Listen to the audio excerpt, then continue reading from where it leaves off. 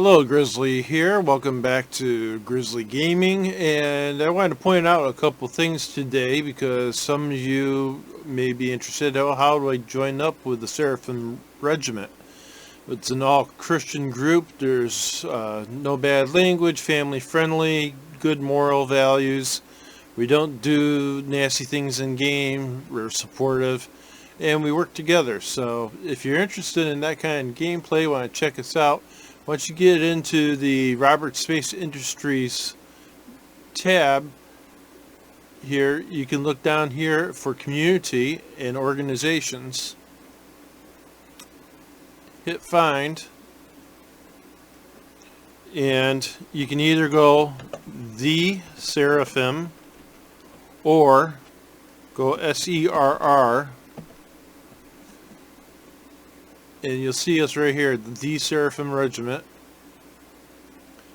Faith-based English, regular commitment, recruiting yes, roleplay yes, 111 members total. We have active usually 1 to 3 people during the day most days. At nighttime you can get upwards of 3 to 6, sometimes more than that, 10 to a dozen in special events. But there's a large group and people come in, go out, and you're welcome to join us and add to the numbers. So once you click the link, you'll find out all the information about the unit, what we're about,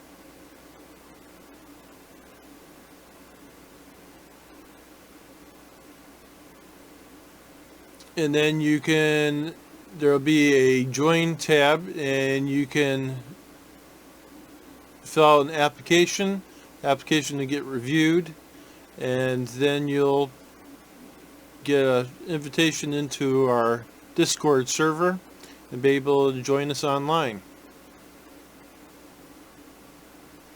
So that's how you find us. A couple other sites I wanted to point out that we use quite a bit. One is Urkel Games. If you are playing Star Citizen and you haven't discovered Urkel Games, you don't know what you're missing. Right now, I have loaded on Urkel Games the Freelancer Max, my main cargo ship. And you can select any ship or vehicle in the game. You go by the vendors that manufactured the ship, and then go through the different ships that you have available, right down to particular variants. Once it's loaded in, it'll tell you everything about your ship. Your weapons, missiles, turrets, shields, quantum drive coolers, power plants, paints, thrusters, radars, all here. It also tells you where you can find it.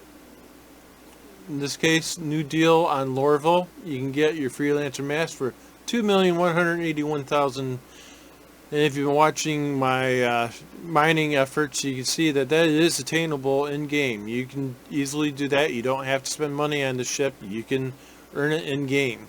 Gives you all the stats about the ship, its size, characteristics, how it operates. But you can also go into all of these and you can try to play around and change the parts and pieces. You can also click here for info, like the Froststar EX cooler. It's now brought up that particular thing, and it tells me where I could buy one. But you can go in here and choose different ones to try to upgrade your stats. So you got civilian, competition, industrial, military, stealth, and unknown. Military is usually kind of noisy, very bulky, very powerful. Industrial is all about power. Civilian is your typical stuff. If you go into stealth, it gives you sometimes a reduced stat, but it also reduces your signature so that other people can't see you in game. So let's say I wanted to upgrade the Frost Stars. Right now they're cooling at 4,280, and I wanted to go higher. I could pick out a snowpack, and you could pull out that component, put this snowpack in, and it'll increase your cooling ability. It tells you how much power it's using, You can see that that's having no effect on my ship power usage. So I can make this substitution. All I have to do is go find and buy it. So over here, snowpack. I can go Dumpers Depot in Area 18, Platinum Bay, Crusader L1, Omega Pro, and New Babbage, and buy any of those locations for $82,900. So this is another use for your in-game money, is to go and purchase these items. And different items are going to be available in different areas. If I decide not to do a snowpack, but maybe did a cool care, you can see over here the locations are different. Some of them may be in multiple items in the same location, but sometimes it'll be a totally different list. So not only does it allow you to play around and maximize your equipment on board your ship, but it also tells you where to go to find it. Some of the things you want to watch out for is when you're doing things like your quantum drives. Now, quantum drives have a number of different characteristics, how much power they use and everything, but also how far they can go and how quickly they can get you there. Sometimes you can get somewhere more quickly, but you'll reduce your range. If, for instance, I take this and bumped it up to the flash, watch the times down here when I do this. Actually, that one didn't really affect it that much.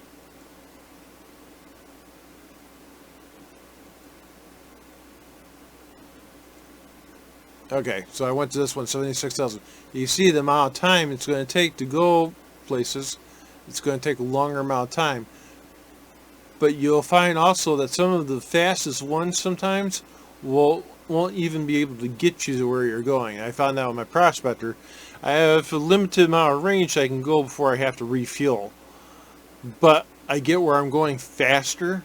It actually, the time it takes to spool up, the amount of time it takes to get into quantum and out of quantum, I've maximized those so that I can get back with my quantanium and have less chance of running out of time and blowing up. And the other site to point out is this one, SC Trading. This site, if you pick it up, this chart right here is a godsend. It basically tells you at every location in the game currently where you can buy things and where you can sell things. So in Area 18 in the Trading Commission, you can see this is one area where you can sell almost all the different ores that I use. But you could also pick up scrap and waste. Scrap you can sell over here at Samson & Sons Salvage Center, or you can go to Port Alisar.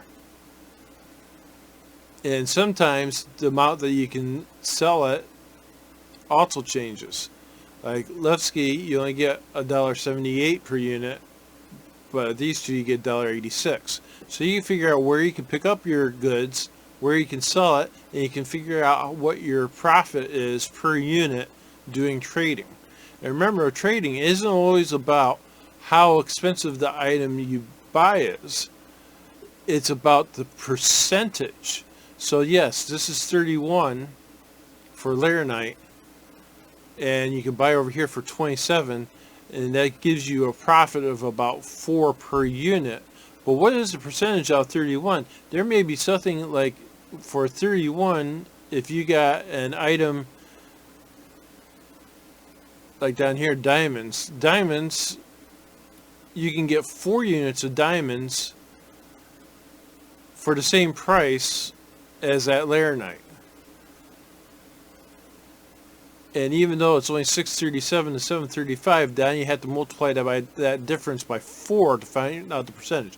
So you can play around with this and figure out that sometimes if you don't have a lot of cargo capacity, maybe it's better to have the big ticket item. But if you've got something like my Freelancer Max with 120 cargo units, maybe you don't want to dump all your money into that Laranite and potentially lose the whole load and not make the same amount of percentage of profit. you may want to do some lighter stuff. I never had any problem just taking scrap to Port Alisar and then coming back with food and stuff if I was going out that way. So great site, and again, this does every tradable location in the current game. So you can have a lot of fun with this, and I just figured I'll show you those three sites, and well, basically how to get into our unit and those two sites, because we use that very heavily. It's very useful. We'll catch you on the next